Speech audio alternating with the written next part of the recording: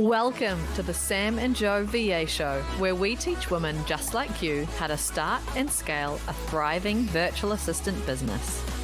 We're your hosts, Sam and Joe, and get ready to have the control, flexibility, and freedom you've always dreamed of. Welcome to episode 217, an interview with Tania, 2024 New Zealand Virtual Assistant of the Year. Yay! We are so excited to have Tania de Jong on the podcast with us. As Joe has just alluded to, Tania is this year's winner of the Virtual Assistant of the Year award. And Tania, correct me if I'm wrong, but I feel like you are still in shock over that not only your multiple wins, but that win in particular on Saturday night. Totally. Yeah, no. Yeah. Shock's a bit of an understatement. Good shock. A good shock. So much like you did not expect. There is no way that this was on your bingo card for 2024, because when we reached out, well, actually, I'm going to take us back a few months. When the finalists are announced every year, we send an email out to all of the finalists saying, hey, whoever is the winner of the VA of the Year award, you need to put this date and time in your calendar because you're coming onto the podcast. We want you to be free. Do it now. You ignored it. You read that email and you just went, nah, well, that's not me. I didn't ignore it. I went, oh, yeah, not me. I don't need to worry about the meeting I've got booked. So then when we reached out to confirm this week's appointment, you were just like, oh no, can we change it? Which is good. But I wanted to share it because it just goes to show you just never know, right? You just never know. No, you don't. She still can't believe it. No, she can't. And I'm sitting here thinking about the three things I did wrong in the last week that I would have done differently. And that is, one is I would have had my hair done last week. I would have booked that date in the diary. And I would have had my eyebrows done properly as well if I'd thought for 1 minute that I would be up there on the stage 3 times. But anyway, you got me raw. We got you. Boy, it was the toughest secret to keep, I tell you, Tania. So for those listening that don't know about your wins on Saturday night, you took away top performing freelancer, which is a massive, oh my God, anyway, like that alone is great. You then took away best VA specialty or niche, which once again, amazing one. Congratulations. At that point, was there an inkling? Did you think, oh, maybe after 2 wins, I could now be VA of the Year? No, not at all. We sat down for the announcement. What was going through my head was I'm sitting there listening to Vicky do her spiel, and I'm thinking, oh, yeah, that's the conversation her and I had about, why you enter the awards, rah. All good. Emmy leans over to me and says, hey, you could be up for this. And I'm going, yeah, right.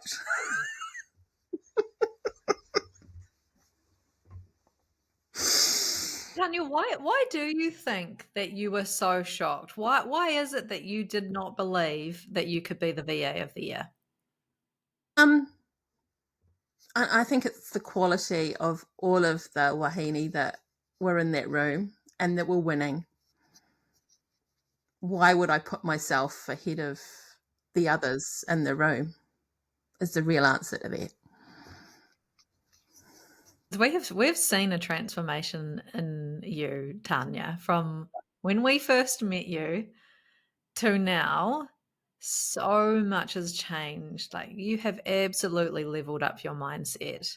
But it's hard, isn't it, to actually believe in yourself, even though you are showing all of the signs, your business is thriving, you're getting those leads in, you're doing the work. It can still be hard to believe, right? Absolutely. Yeah, that whole self promotion, it's hard. It's hard from day one till now. Yeah, it's interesting. Like, even before we hit record, Tania, we were talking about, the types of things we were going to touch on, and if there was anything you wanted to avoid, and how did you feel about talking about finances throughout this episode? You're like, no, it's all good, nothing to hide. I just don't want to feel as though this wasn't your exact words, but I don't want to feel like I'm skiting about it though. Yeah, totally. Yeah. No, the journey was all about, or for me, being a VA was all about family and just being able to support us. Yeah, it's kind of pivoted a little bit into I can do more than that now. But yeah, that was what it was about. It was just a job, I guess. Just a job. And now look at you. Okay, so let's before we go back to the beginning and your kind of origin story and how you entered the VA space and your why and things like that, just for anyone listening, currently Tania, so the VA of the year, the version of Tania that we saw up on stage, you're currently a freelance event and sponsorship manager. So it was that pivot that really kind of that got you over the line this year. And you create, it says on your website, you create epic events that captivate and inspire, which is very, very cool. So that's 2024. So now let's take us back to the beginning, and we want to know how you got to this version of Tania. Well, we're back to the beginning. We're back to 2015, I guess, when I first started to think, hey, I want to be a virtual assistant. But it kind of goes back even further than that, really. The whole 2015 started in the early 2000s, working in London, working corporate. And I was an EA who did all the events for a corporate team within Siemens Communications. So big team, big corporate team with British Telecom and Siemens Communications. So, and I was doing all the EA general things that EAs do, plus all the events. So when I say the events, I'm talking about corporate trips to Grand Prix, sporting events, and bringing the team into London for their annual gathering where we would do like a VA day for the corporate team, okay?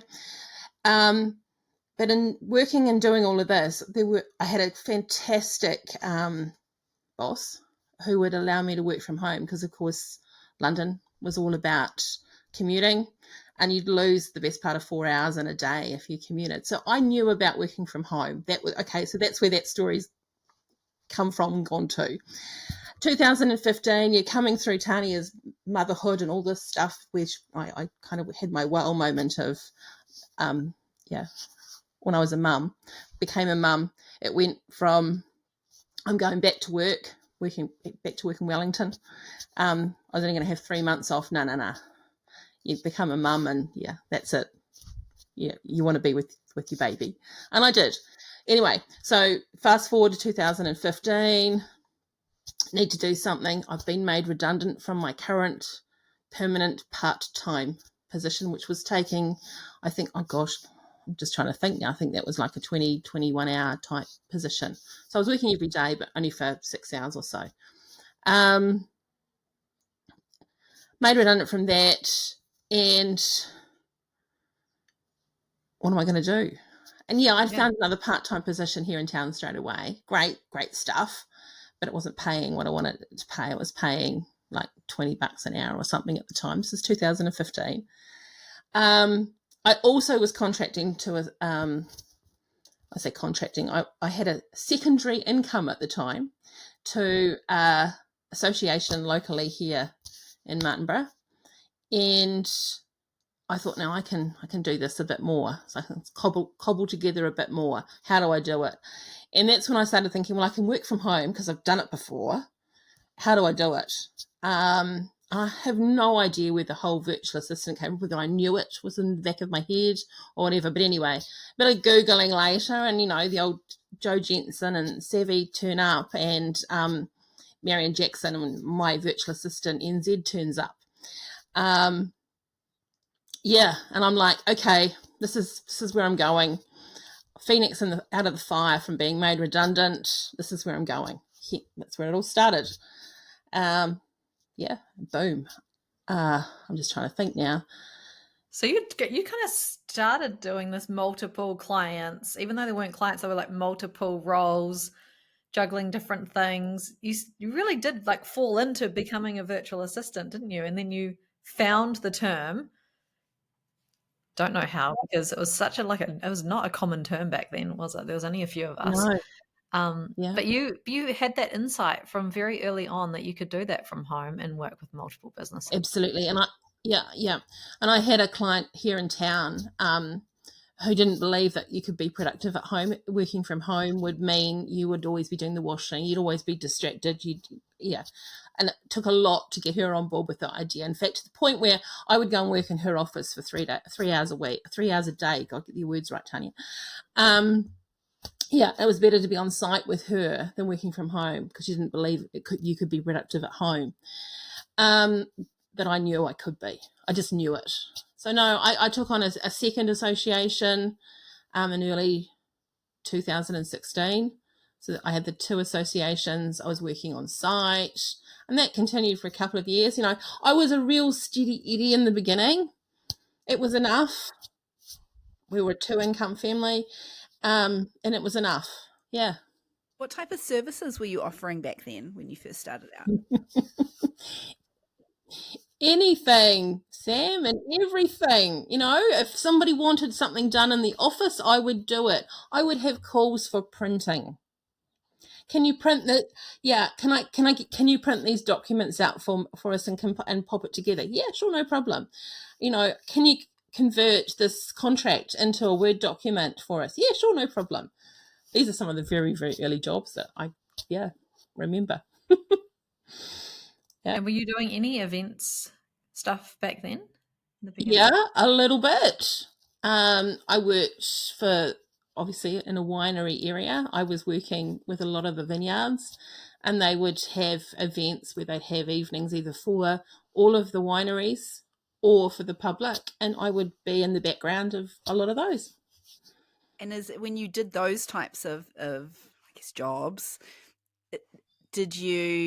were those the nights that you loved the most, the lead ups? Were they the type of things that you really lit up about? I did, absolutely.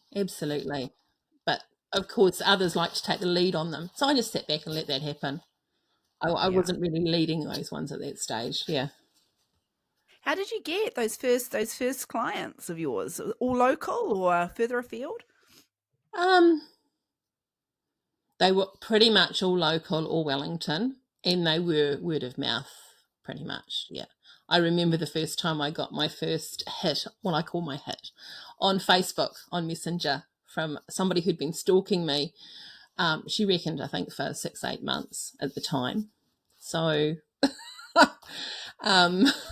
they're there, aren't they? They're lurking. They're lurking. You think that no one's watching, but they bloody well are. Absolutely. And that would have been 2017-ish. Yeah. Absolutely. And I wasn't showing up that much, but I was showing up obviously enough. Yeah. Yeah. Were you lonely in those early days? What was that like working Yeah, from no, home? I know you were used to it, but yeah. I think I did a lot of coffees in town at the time. I would catch up with people and do a lot of coffees. But it was hard, because you get the whole, what are you doing, Tania? And I was like, oh, I'm just working from home. I'm just trying. Just trying. I know. Yeah. Totally. Yeah. No. It was. It was hard. It was hard. And during this time, Tania, you've been very open about your perimenopause, menopause journey. Was this the time that you were going through that as well? Yeah. That I'd take you back to 2017 to 2016 through 18 type of, and how much was in social media, online, about perimenopause. It wasn't there. I didn't know what the heck I was going through. I just thought we were into heavy periods, we were into painful periods, we were just, and that was me. It was post having my daughter, and it was the way my makeup was. Full stop. How old were you at this point, Tania? 45, 46. Yeah. Okay. Yeah. Absolutely. So how else did that show up for you? Like what other symptoms did you have? It was concentration, brain fog. I mean, I was, and to the point where you'd have all of those kind of symptoms together, and you really didn't want to be anywhere but your bed. But you would be Panadol'd up, paracetamol'd up, and telling yourself, I can do this. But you also knew that you stood up, it could be quite a bit of a mess as well, to be honest. Working on site did have its issues. And to the point where myself and one of my clients did amicably part ways because of the brain fog and the concentration. I just had to accept the fact that it was me. This obviously something wasn't going right in my head. Wow. The concentration, and we parted. But of course, in hindsight now, I look back and I know it was perimenopause. So of course, I can talk forever on how I believe that anyone in their mid-40s should be really seriously looking at if they're having issues with concentration, brain fog, or more literal symptoms of perimenopause, to actually speak to someone. And it's not you're not alone. That would have been so scary, Tania. I mean, as you and I have spoken a lot about my own more recent perimenopause journey, and having you there, having already gone through it and lived it, was amazing for me. Like the amount of times that I'd just send you a little message, it's like, okay, so this is the dose I'm on. What are you on again? Like how long did it take you to get to that dose? Like, what are your symptoms? And and my journey was difficult enough with that type of support around me, with everybody talking about it so much publicly. I can't even imagine what that would have been like for you, that literally had no idea what was going on. Like people, it would have still been a bit of a taboo subject, I'm guessing. Yeah, well, it was. We're talking 2017, 18. And even the GPs didn't talk to me about perimenopause. I had what's called a uteral ablation. They stick a rod in your uterus and essentially microwave it to help stop the flow. Oh, I know. Yeah, I'm going to put you out to do it. It's not like you're awake when they do it. I was like, do they not put enough stuff up us? And like, I know. Anyway, that failed, and it was the process afterwards of actually, it was supposed to reduce the flow each month, and it didn't. Mine absolutely failed, and of course, then the conversation leads into surgical hysterectomies, and of course, I have been there. That's a whole different conversation. Yeah. And of course, I didn't even really know that once I'd had a surgical hysterectomy, I would be put straight into menopause. They didn't tell you?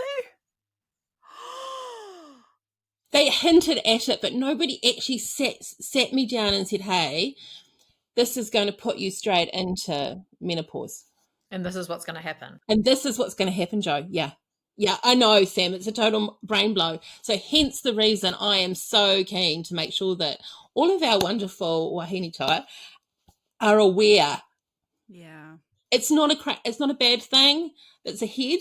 It is a change, but you need to damn well know what's ahead and why things are happening. Yeah. Well, I mean, especially you legit lost a client over it. Like this is not something to, I mean, and not everyone's symptoms are going to be the same. It's not going to show up for everybody. Everyone's perimenopause journey is going to be very, very different. However, this is how serious you need to take it, because Tania literally lost a client over it due to the brain fog.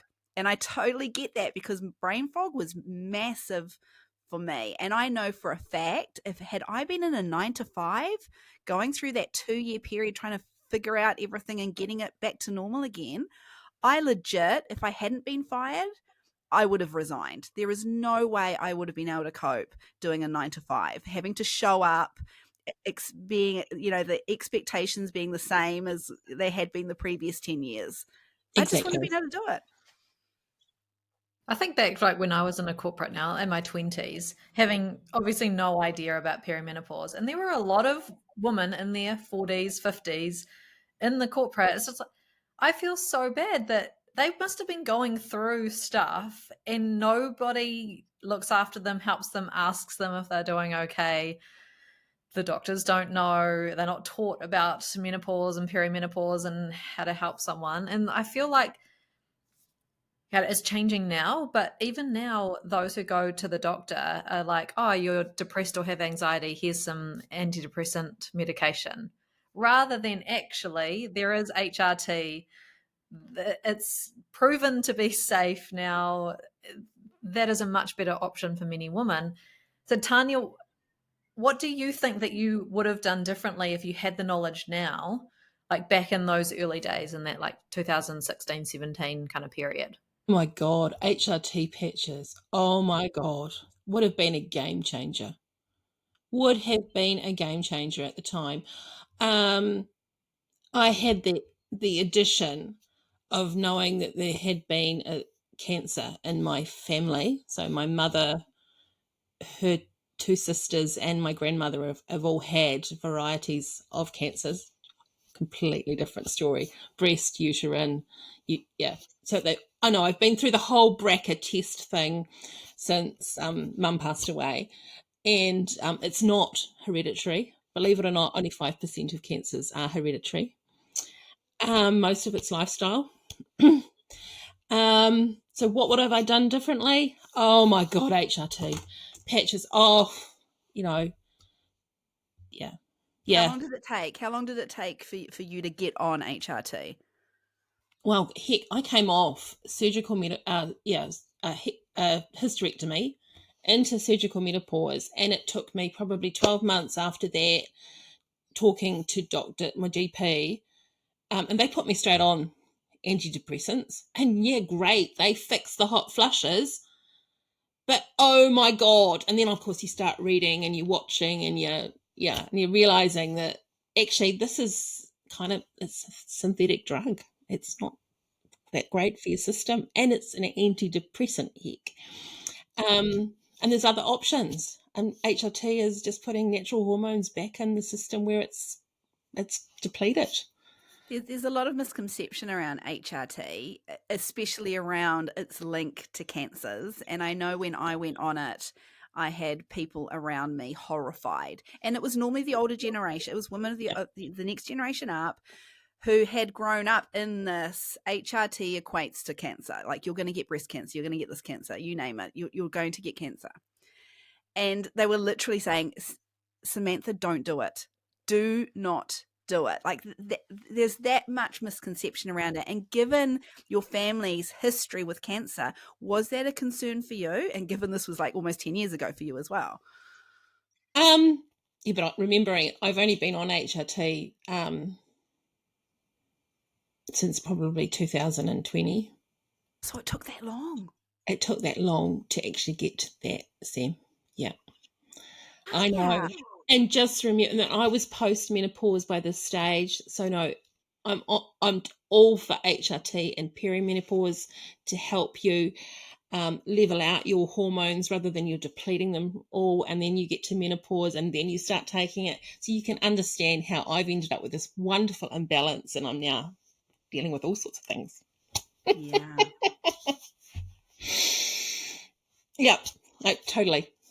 Okay, so you started your business, or you kind of sounds like you kind of fell into, I think I'm going to do this VA thing. You must have started a business at some point. Yes. And started to get in new clients. Yeah.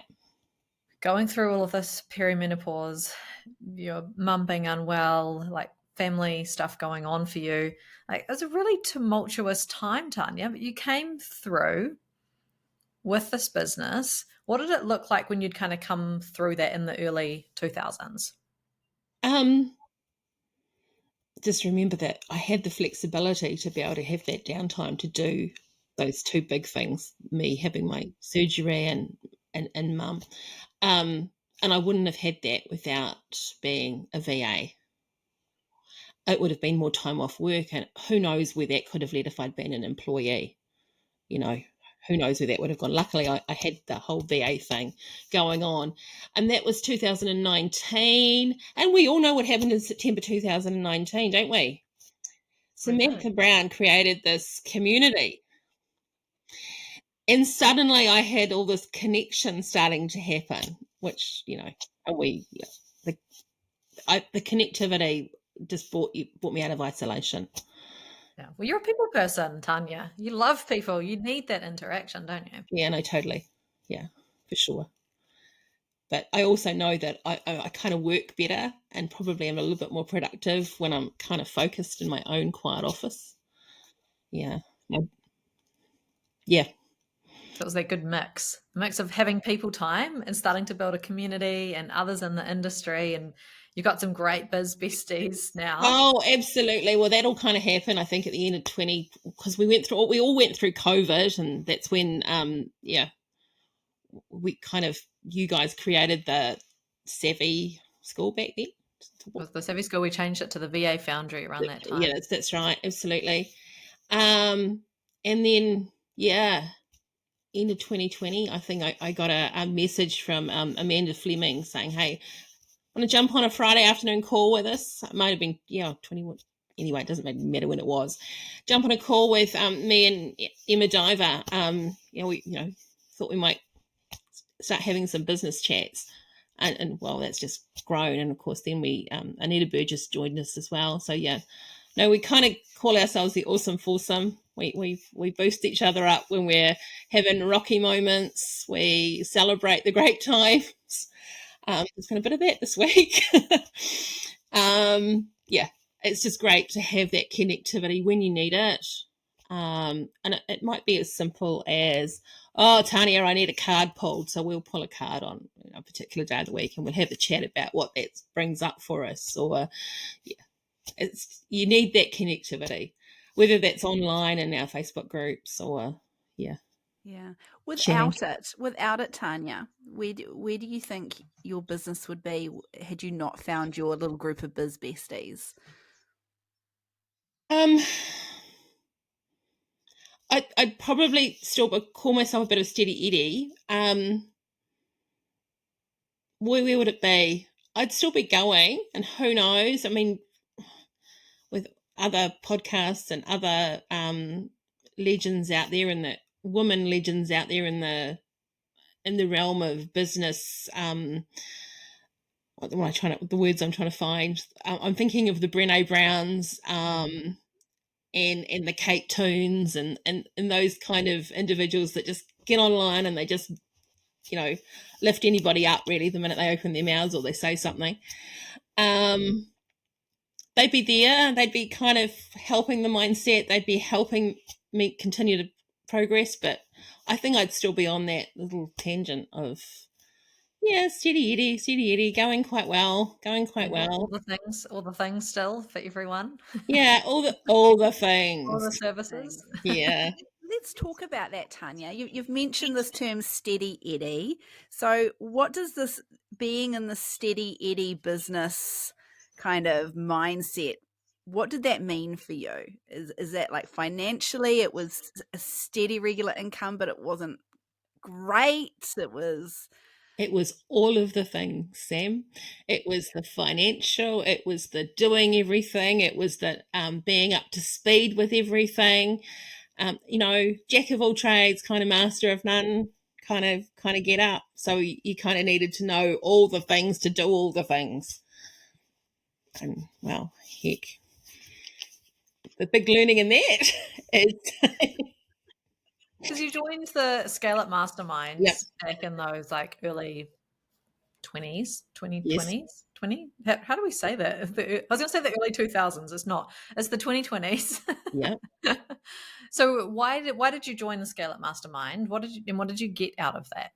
What was that for you? It was an extension of the whole Biz Buddy thing. We've got, and like-minders and mentors that would continue to hold you accountable, talk about their experiences and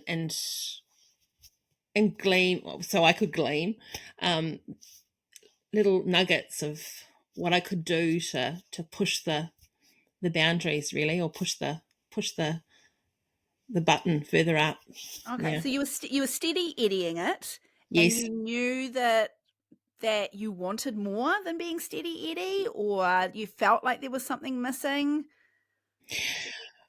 Yeah, well, I was steady eddying it to the point where, yeah, my hourly rate was, yeah, kind of like cough, and yeah, and I was starting to hear things in the Scarlet mastermind along the lines of pricing, and I'd be the one sitting in the background going, I'm not going to volunteer what my hourly rate is because they'll call me out. And eventually they did.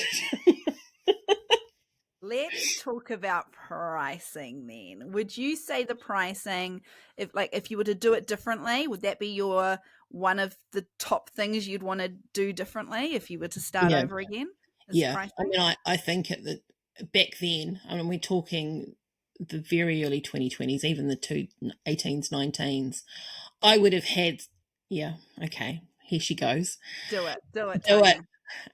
I would have had a client on $25 an hour, a client on $27.50 an hour. Then the newbies were coming on for $35, and I thought, geez, I've got this sorted. $25 an hour is now Yeah. it's around minimum wage as an employee, where you get all sorts of other benefits on top of that hourly rate, Tania. Mm. I remember finding out this rate on a call where we prized it out of you with you kicking and screaming. You did not want to, not literally, but you did not want to divulge this hourly rate because you knew in your heart that that was an extremely low rate and you were undervaluing what you were doing for them. You held on to that client for so long. What made you continue working with them and not either get them to pay a lot more or to make space for other clients? Total loyalty, just knowing that, yeah, I'd been with them for a number of years. They were not for profit. Haha. It's a whole different story. Not for profits. And I didn't believe that they could afford anything more. So, yeah, my accountant and Joe and Sam would be saying to me, but you're not the bank of your client, Tania. And there was one conversation that we had after finding out about that where we put it to you that you're actually putting their financial situation ahead of your own financial situation. You are sacrificing your own financial situation. And were you willing to do that? I remember that conversation distinctly. Was that the turning point? Did you actually do something after that kind of realization? And what was it that you did? I did hear that conversation. It wasn't just you didn't just tell me, you didn't just put it to me. I did actually hear it and take some action. I turned that one round to them then because at this time also I didn't really have a in concrete kind of contract. I had a kind of an email agreement. So I put it to them that we actually put a proper agreement together, but in that agreement, let's do a monthly fixed fee.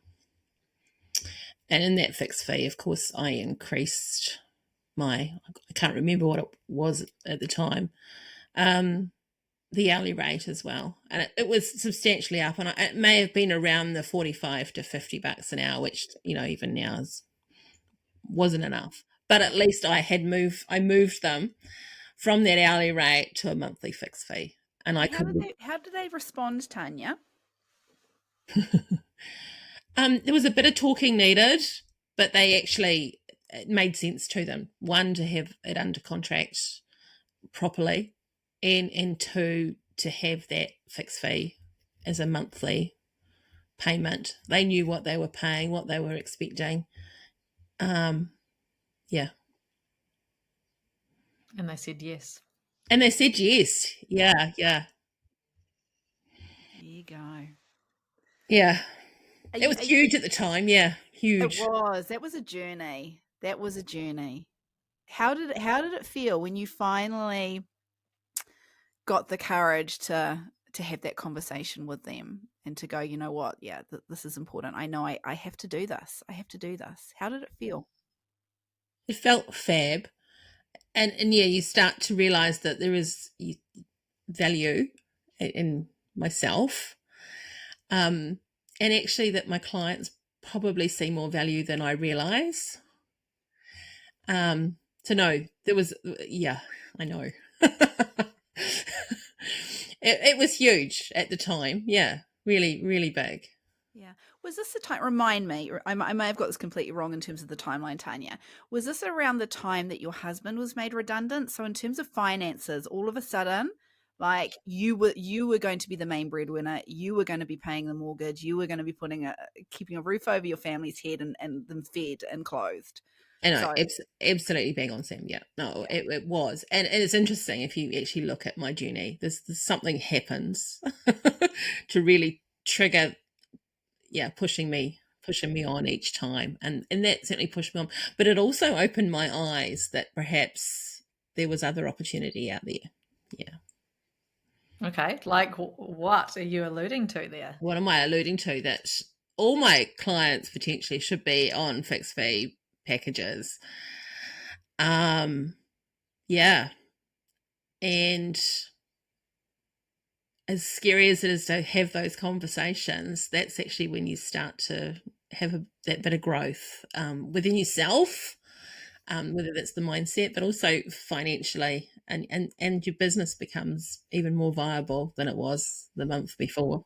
Mm, yeah. Is this when you started really seeing a difference in terms of your revenue and your profit, or was there a few other things on top of pricing and packaging that you needed to tweak in order to really start seeing the results in your bank account?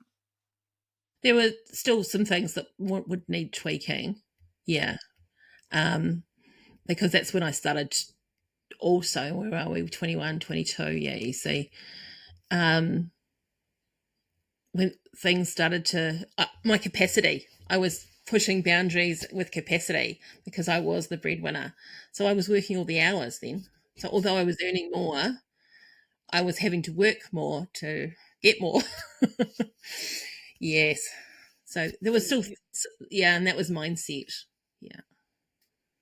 Okay. So what were the biggest mindset shifts do you think that you've had to make in recent years? Well, I think the 2022 awards, September 2022, was when I realized that I was in burnout, and I had my burnout moment in September 2022, and that's really when it woke me up to the fact that this was really about me, and I needed to be bringing in or making money in the business, but I couldn't do that if I wasn't compos mentis with it, on target, on and focused. I couldn't do that. It's a big wake up moment, really, and that's when I knew the mindset needed to change. And then there was a lot of work that we all did in 2023 with the accelerator, with mindset, and a lot of that was simple stuff, the fundamentals, and just planning ahead, the really simple things, so that you know what you've got either ahead or you need to do. So you actually had a plan for the month. This is what I'm going to work on, and had that focus and direction, right? Yeah, absolutely. And then for the quarter, and even for the whole year, even though some of those targets for the yearly thing seemed unreal, to actually have them there was a bit of an eye-opening, mind kind of blowing moment too. At the end of the year, when you looked back, that's when it was mind blowing, because it was like, heck, would I have achieved that if I hadn't started by looking forward into it? But there was a whole lot of mindset work that we did in there as well. I think I'm thinking confidence, I'm thinking capacity, and I'm thinking, there's an moment. Yeah. Was this your first experience with business planning? Structured.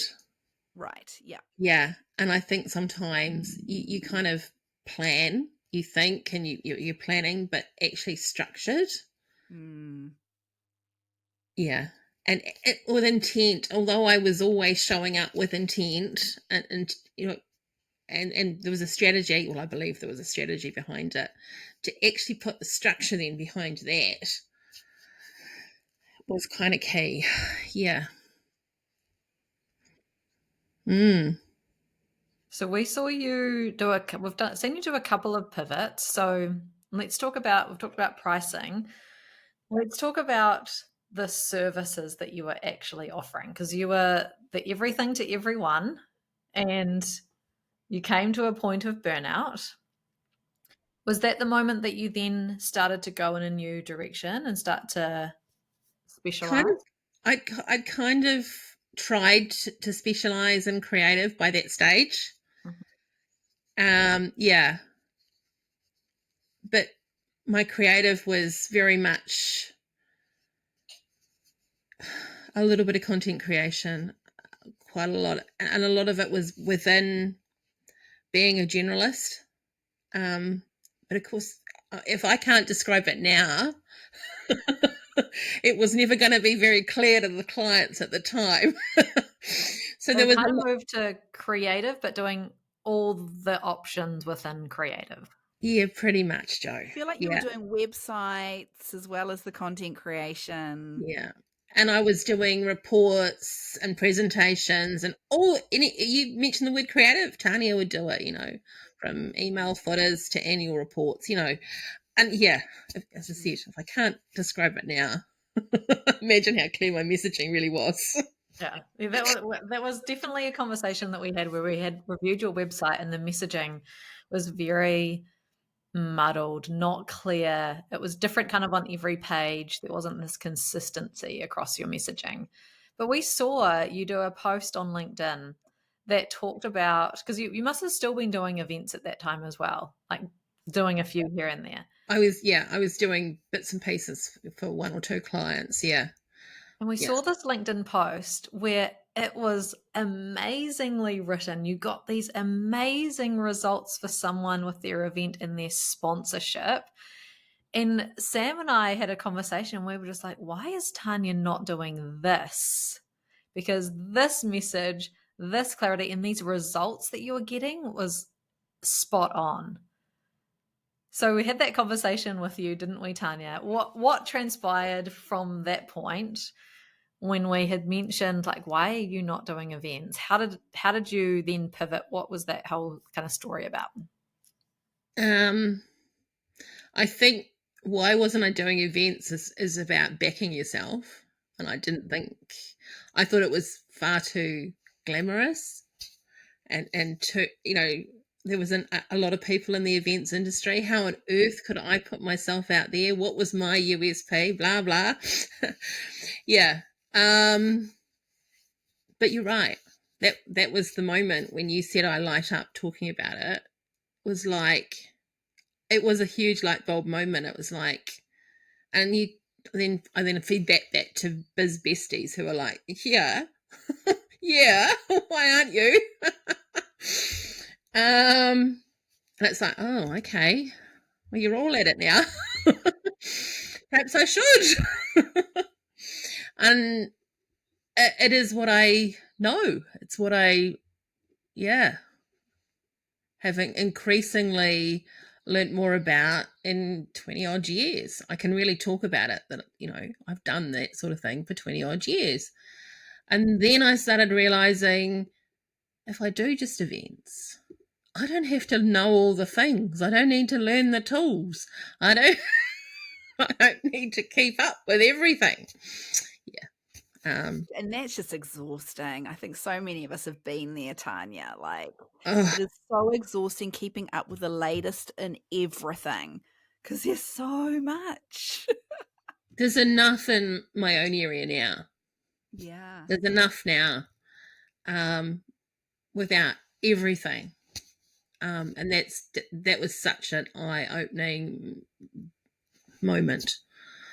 Yeah. How did this pivot? How did this new niche of yours? So it was suggested. A few other people were like, "Yeah, that makes sense. You should do it."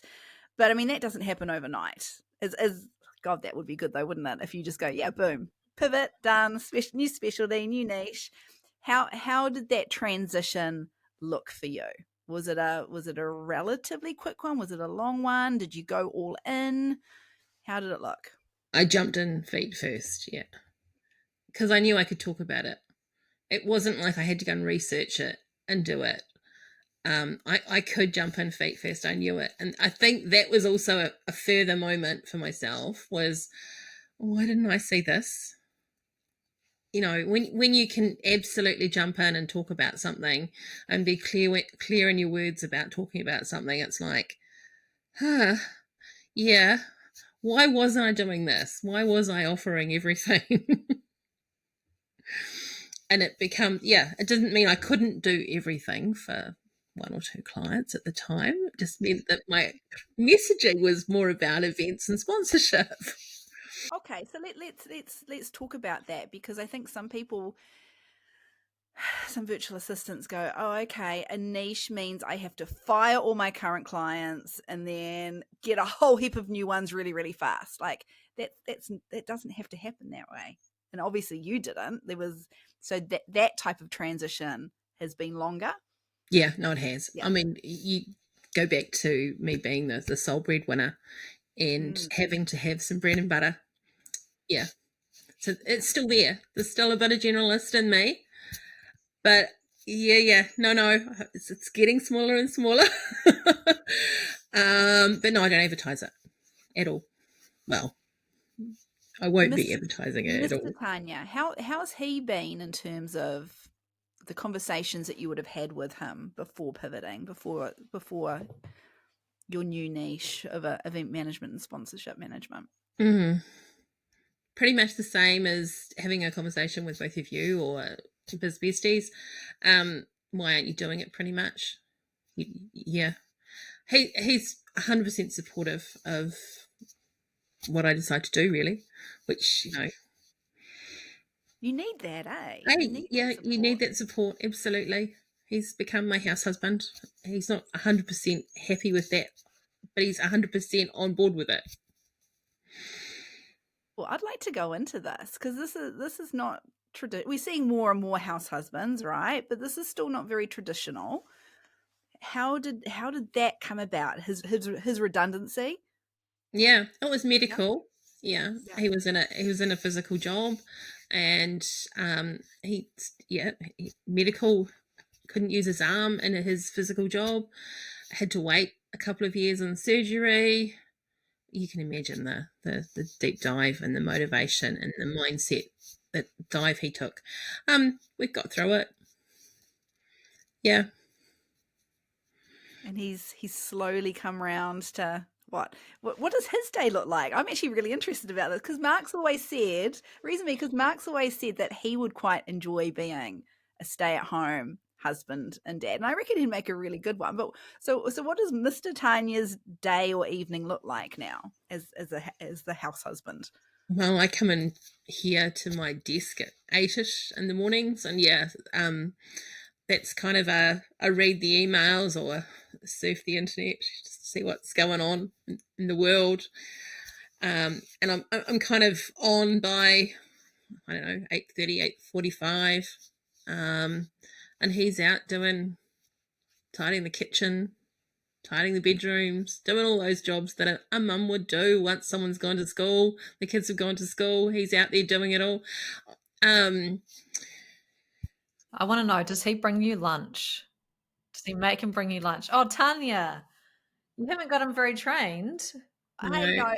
In all fairness, I'm going to jump in here. I've been on virtual drinks with Tania D quite a few times over the past few years. Yes. And Mr. Tania delivers drinks on a regular basis. Like, don't you have a bell? Have you got a bell that you? No, do I have a bell? No, I haven't used the bell for a long time. No, he just knows now on a Friday. Aw, it's like, that's amazing. I've got a feeling that Tanya's a little dry and I need to top up her wine glass. Absolutely. I'm the food maker, I guess, in the house, but there's not a lot else that I do. He hangs the washing, mows the lawns, all those types of jobs. Yeah. Cool. That's so cool. Did you struggle with that? You obviously kept the cooking because you enjoy it. Was there anything about that role reversal that you struggled with? Yeah, the way he does it. Yeah. I can see this. Yeah. Never quite to my standard. Sorry, Mr. Tanya D, who will be listening to this, no doubt. Will I be in trouble? Probably. But you know what? It's better done than having to do it after work. And me having to do it at the end of the day. And it's wonderful to go out to a tidy kitchen and just make a cup of tea in the afternoon. Yeah, so there's so many things. It's great to get out there and I can see the washings on the line and, that sort of stuff. I mean, as much, though, as it's actually it used to be quite a thing to have a 5-minute break to go and hang the washing. I'd get up and go. Mm-hmm. So there's kind of a little downside in there, but it is nice to have that stuff all done. Yeah, so we're a bit of a team effort. Yeah. Bit of a team effort. That's awesome. And that team effort, that getting your pricing and your packaging right, the niching down, going all in on event and sponsorship management, that's led to your biggest revenue months ever, hasn't it? Yeah, no, absolutely. Absolutely. Are you happy to share? Of course. Yeah, no, I've had a few 15K plus months this year, which have just been phenomenal, really. Yeah, no, phenomenal. How did that feel? How did that feel sitting down and seeing that in black and white when you're doing all your numbers? My God, this is actually happening. This is working. Yeah. This is working. Yeah. That's awesome. Clients are happy because they know how much they're paying out. I'm happy because it's coming into the bank. My accountant's happy because they can see that it's a great year. All the things are happening and it's like, okay, yeah, we get on with that. Mm-hmm. Yeah, no, amazing. That's so amazing. Cool. That's so cool. You've worked very, very hard for that. It's well deserved. Yeah. Are you at the point now where you've got your hours? Yes, you're bringing in all that amazing revenue. The profit's looking good. It's looking really healthy. Have you got the working hours under control? So have you got the balance right now, do you think? It's getting there, but I tell you what, it's still work in progress. Yeah, no, I'm probably still in here till 35 hours a week, and that's with unbillable on the business type work. There's a little bit more of that going on at the moment. Yeah, on the business type stuff, I'm probably doing around the 30-hour mark, 28 to 30 hours for clients. Mm-hmm. Yeah. And what would you like to be? Like, if that's what you're doing now, what would a great ideal work week look like for you? It'd probably be the 30 hours and including the unbillable, so the on the business work as well. And I have to say that one of the big steps I've made this year that at the time felt scary and let's give it a go, we'll see how we go, was spending money on social media and getting someone to help me with my messaging and my content creation. So yeah, we'll shout out to Rachie Riddle and Dolly Bird for stepping up and taking on Tania and her mad event ideas each month and caning it for me. It was scary from the point of view that I was spending our family money on something extra, but I think one of my aha moments this year has absolutely been not spending hours and hours on content creation. And I mean hours and hours. There'd be mornings where I would sit here writing a LinkedIn post. It would take 9 till 11, and then I'd go, okay, now what graphic am I going to use?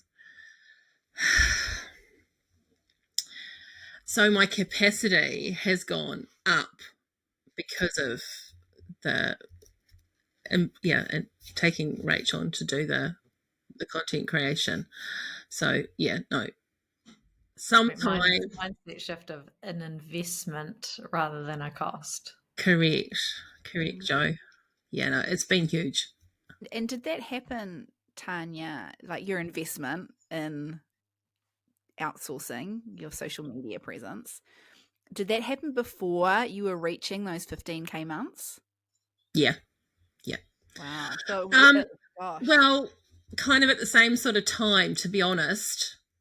So there was obviously an accountant last year. I've invested in photographs and content creation this year. I knew I needed to step up. If I was going to do events in the event space, I knew I needed to step it up on socials. And I knew that I was doing okay, but yeah, back to the steady Eddie. Steady Eddie does, steady Eddie just stays steady Eddie. I needed to step it up, and that's where the change came. But the change allowed me to spend more time on those bigger months. So yeah, it's amazing. You're switching your time where you're spending hours and hours and hours for actually someone could do that in 30 minutes. So you've got now your which is an hour and a half back that you can add in and do more billable work. Absolutely, which is absolutely scary how much time we spend overthinking our own business messaging when somebody else can just pick it up and have it done in 30 minutes. And that's just phenomenal. Were you time tracking all that work, Tania? Like, because I'm guessing you weren't, so you didn't realize just how much time things like that were taking. No, I'd sit down at the end of the week and go through my my time tracker for client work, and there'd be holes, and I'd be going, what the heck was I doing in that time block? Even though I blocked out parts of my calendar for doing things, so I had an idea what I was doing. But no, you go into your history and your Chrome, and it's like, oh, you've been in Facebook. Oh, you've been in Publer. Oh, right, so it's my own social media. All right. Yeah. Far too long. Yeah, so you've been resisting all of those conversations we've had about track all of your time. I've always sat here gone, okay, I'm doing this. Oh, I'll go back and put that in. I'll go back and put that in. You can't go back and put it in. You got to put it in to start with. Live time tracking. Absolutely. And I had the last, probably, where are we? September, it would have been, July, August, September. I've been hard at the time tracking. And it throws up some really interesting numbers where you spend time. Tania, what does lead generation look like to you now? Like you mentioned at the beginning of your journey, a lot was word of mouth. It was referrals. You had a lot of local clients. You've just mentioned that as an event manager, it's important for you to be showing up on social media. Is that still kind of your two main funnels of leads? Pretty much. Going on? Pretty much. Yeah. It is word of mouth and social media. I kind of see my 2025 as a big networking, let's get really uncomfortable and go out and do that sort of stuff. And it's kind of started. I've got so that's kind of my next step, is lots of networking. Yeah. Which scares the bejesus out of me. I'd love for you to share the story. I think this was a couple of years ago, maybe 18 months ago, Tania. I think you attended the first local networking event that you had in a long time. And I think it was around the time that you were either about to pivot or you had pivoted. And there was a lot of nerves, and you turned up and you just felt very lost in that first event. Am I remembering correctly? Yeah, no, you are, yeah. What happened there? Look, it all comes back to valuing yourself and having the confidence to promote yourself in the best possible way. I was nervous because it was a local networking thing. People knew me, or I thought knew of me, and I didn't need to be showing off or promoting myself. Actually, yeah, there was a lot of conversation that evening of, oh, what are you doing now, Tania? What are you doing now? What are you doing now? Oh, I'm just doing this. So that's another mindset change, that I'm not just anymore. I've got my own business. I'm running a virtual business from home, selling events or doing events and sponsorship management. But that doesn't mean I won't come on site. I feel like you had almost an identity crisis in that moment, walking into that room, who am I to be saying that I'm doing this? Yeah. And I also this is not, you're not alone in that. We talk to a lot of virtual assistants, especially those in small communities, small towns where everybody knows everybody, and there's that fear of judgment. What is everyone going to think of me? It's scary. It is scary. Yeah. And it hit me on Monday when I shared one of my posts this week, that I was sharing to my personal page, and all the locals that I know we're going to see this. And you know what? I've actually got to the so what stage. Fantastic. It's great that they can see this. Surely that they must be quite proud that a local girl has achieved this. Yeah. Isn't it so interesting? You're still uncomfortable saying surely they're going to be proud. I We know. have all of these perceptions about what other people are going to think of us. I know. It still takes ongoing work, doesn't it? Oh, absolutely. Still a work in progress, me. I want to talk about your awards journey, because you took away, as we mentioned at the beginning, 3 awards, including the big one this year.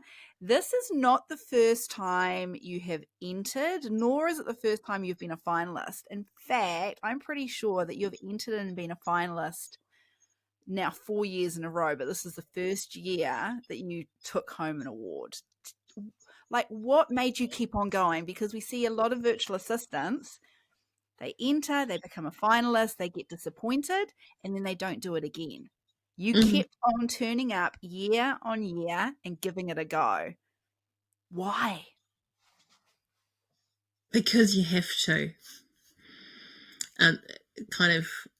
It's about my business, and the big thing for me, and others have said it, it's about reviewing your business each year on year. It's about finding the loopholes the holes in your business that need to be plugged the following year. It's about the community. It's about the industry. If we don't jump in, and you've said it, Sam, if we don't jump in and enter, will there be an awards next year? Yeah, it's true. Hey, and we've all got to back ourselves. You've got to give it a go. I'm not going to deny, for the past 3 years, every time my name's not been called out, I've been absolutely gutted. That way my business besties know this, so we've had this conversation. Absolutely gutted, but you're also up for all the others in the room that have won. And I said it on Saturday night, that we're all in this industry, and Sam's created a community for us to all be part of, and honestly, we all mutually benefit from it when we tap into it and use it. Yeah. Your perseverance has been amazing. Yeah, good on you, Tania. Despite that disappointment, this not giving up. Did each year, did you do anything differently in terms of your entries? Yeah. Yes. I think the first year I pulled it together in probably a couple of hours. Yep. Second year I probably I remember that. The second year, I realised that a couple of hours wasn't going to quite do it. And then I think, kind of, as the years have gone on, you realise that it's not just actually about the entry; it's about what you have achieved, and actually digging deep into what you have achieved and why that planning and why our weekly wrap-ups, our monthly wrap-ups are so important. If you don't write it down, sometimes it just goes. And often it's not the good stuff. It's actually the lowlights of those months and the lessons learned each month that are the most important things, because you've got to work on those things. Now, this is the planning that we do inside the Scale Up Mastermind, isn't it? Where we actually look back at the previous month. So did you go through and have a look through the last year of all of your wrap-ups and highlights and use that content? Yeah, pretty much. Pretty much. Yeah. Great way to do it. Because you forget, right? You're like, oh, what did I actually do in the last month? And it's not until you actually have it written down that you can call on it. Absolutely. So no, it was definitely planners, and calendar. Yeah. And a little bit of woo-woo by the sound. You mentioned earlier on about pulling cards sometimes. Yeah. Like, how did you ever think that woo-woo would be part of, your day-to-day business life? There's something else that's come and gone in my world. I think in my early 20s, I had a moment with it. My grandparents lived in Christchurch when I was a kid, and I would be in a suburb called Beckenham, and Hattie's Rock Shop, albeit those of you in Christchurch will know Hattie's. There's a big one in the city now. But it used to be a little shop in Beckenham, and I used to walk around there from my grandparents, and I would buy little crystals because they were like back in the day 5 cents or 50 cents. So I had a whole bowl of crystals as growing up. So there's been periods of time, and even in my 30s in London, I had a pack of tarot cards, and I visited that for a long time. Well, I say a long time, for a year or two. And then, of course, it all kind of went. But it all came back a couple of years ago when we all started pulling cards. And it's like, it's so useful, I think is the word, to set you up for the day. And often they resonate unbelievably well. Yeah. What cards have you been pulling recently? You shared this with me. I think it was last night. Yeah. The last few days have all been self-care and self-looking after oriented cards. So I think I have a feeling that could be where I'm going next year. Some new goals for 2025. Some new goals. Well, actually, in Hamilton for the awards, I learned about Bobbi Brown makeup. I know my daughter will tell me I'm middle-aged, but no, hanging out with the slightly younger VAs has taught me that Bobbi Brown makeup is where it's at. I got a delightful lippy for the awards called Red Carpet. How totally apt was that? And facials and things like that I got shouted myself out, and it comes back to being post-menopause and your skin starts to dry out and you wrinkle up. Yeah, so there's a lot of self-care stuff coming up at the moment. But I'll take you back, if I can. Yeah. January, and I had one of my friends and yours, Sandy Atkins, do a little numerology reading for me.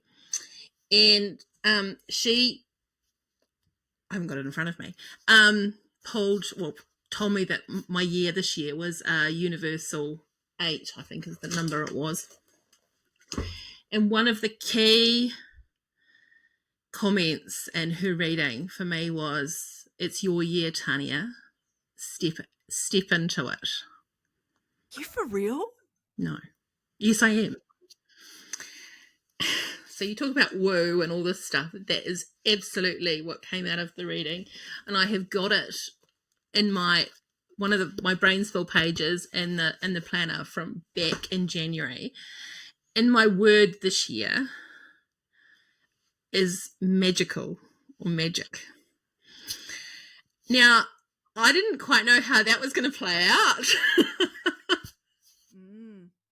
But there you go. That's my woo for you. I feel like it has been a magical year for you, Tania D. Well, it's been topped off. Yeah, there you go. Yeah. What are your plans? What are your business plans? Woo self-care aside, like if we're talking business, how does virtually there? How's that going to look in the future? It's a really good question, and one I've been asking myself quite a bit this week. I'm back to thinking I can't do it all. So where is that going to take me? Some decisions to be made. Because you've started doing a little bit of planning and thinking about next year already, haven't you? Now that you have this structure to work with. Absolutely. So I have got one large conference for next year. It'd be great to take on one or two more large conferences and then pepper in some smaller events. And I'm thinking along the lines of, either retreats here to Martinborough or similar. Yeah. So there's a lot of stuff going on in my head. I haven't kind of pulled it all out just yet. It's exciting. That's exciting. Like you live in an amazing part of the country in the Wairarapa in Martinborough, which is a sensational spot for retreats, team building retreats to come over to your region. All the wineries there, lots of great stuff to do. So Absolutely. It's such a big opportunity for you, Tania. That's exciting. Yeah. And lots of small businesses over here too. Lots of locals like me running small businesses from home. Yeah. Tania, how do you think your wins this year, especially the big one, how do you think that's going to impact your life professionally, personally? I haven't thought too hard about it, Sam. You're still reading it. I'm still processing it. You still don't believe it. Yeah, no, I haven't really processed. Starting to get there, but no, seeing photographs of my name up on that big screen and it's everywhere at the moment. And watching the replay. Your face is all over our feeds. It's great. It's great. Awesome. Yeah. Mr. Tania, he wasn't watching live. So how did you tell him about how the night went? Were you on the phone like that night? Like how did he find out? Okay. So my daughter had a drama competition in Welly that same night. So, and I'd sent her the link. So she was watching on the bus back from her drama competition, and she saw the first 2 awards. I text Cliff to tell him that I've, won this and I've won this. Fantastic. And by that stage, my phone actually died on the night. Oh, no. Yeah. It's another story. So of course I couldn't ring him. I didn't have a phone, but next minute, of course, biz bestie thrusts phone in my face. Go and ring Cliff. So I took it outside and I did a best, the best New Zealand baker moment where you go outside and ring them and tell them, guess what I've just done. Yeah. What did he say? My God. Really? That's fantastic type of get up. Yeah. And of course, me saying the words kind of was probably the first time it starts to hit home as well. The immenseness or how big the moment really was. Yeah. There's a photo that the wonderful Anita from Wainui Creative captured, and I think I don't know which announcement it was, which award, but you're at the table and I think it's just disbelief. Your head is in your hands. Like, were you just thinking, this is not real? Like, this is not happening? What were you thinking in that moment? Yeah, that was the big one. What was I thinking? Yeah, I think I was. I pulling myself out of the whole situation for 5 seconds, going, holy shit. That's your name. That's you. Yeah. That's you. Yeah. Yeah. And the realization that, oh my goodness me. Anyway, there you go. Yeah, the other thing that makes that particular shot so special is Emmy, who is sitting next to you, and just the look on her face looking at you. To me, it's I think it might be one of my favorite shots of the night, because it really just captures what I believe is just the essence of our community, the connection, the friendship, the genuine, I am so fucking happy for you moment. Like, yeah, it's beautiful. I'm going to cry now. Yeah, I'm getting there. Right, moving along.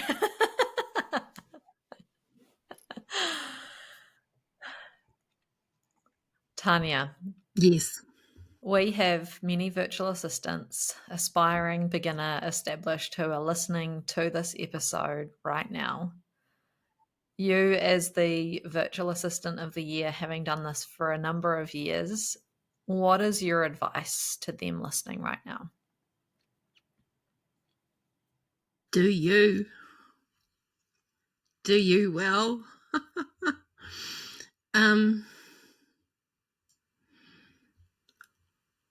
Yeah, and don't be afraid to take the next steps. Lean into it.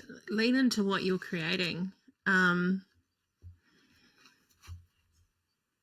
Yeah, lean into it and enjoy the journey. Enjoy it. Yeah. What do you mean by do you? That's the authenticity side of it, Joe. Do you and be authentically yourself. We've all heard it. You've said it. People buy from people. It's the know, like, and I can't remember. I can't remember the third word. Yeah. As I think that is what I've come to realize, is that I have to be me. I can't be that VA that I'm looking at online wanting to be. They're doing so well, I want to do it their way. It's like, well, no, my USP is me. We are the faces of our own businesses. And that person's not the face of my business. They might be doing what I think is better, but they're not the face of my business. I am. Yeah. Just do you, be you, enjoy you. There you go. Beautiful. Beautiful and very, very inspiring. And I think it's one of the things that I'm going to say it. I would say that you are definitely one of the faces and the personalities of the VAs of New Zealand and our community, and that is because you live that. What you've just said, you are you, Tania. Whenever you show up, you are showing up as you. And that just seeps through in everything that you do. And how can people watching that or being part of that not love that?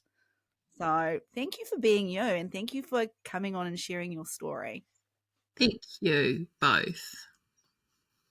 Thank you for coining the term, which we're going to leave you with. It's a vibe. Hey. It totally is. A goddamn vibe. Big congratulations, Tania. Soak it all up. We are so proud of you as your friends, as your coaches, as your mentors.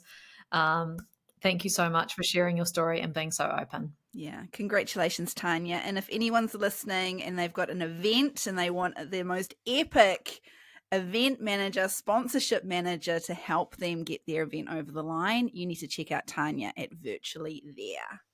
Thanks for listening to this episode of the Sam and Joe VA Show. If you'd like to find out more, head to the VA Foundry website to check out the mastermind and the amazing resources, courses, and coaching. You can find us at thevafoundry.com.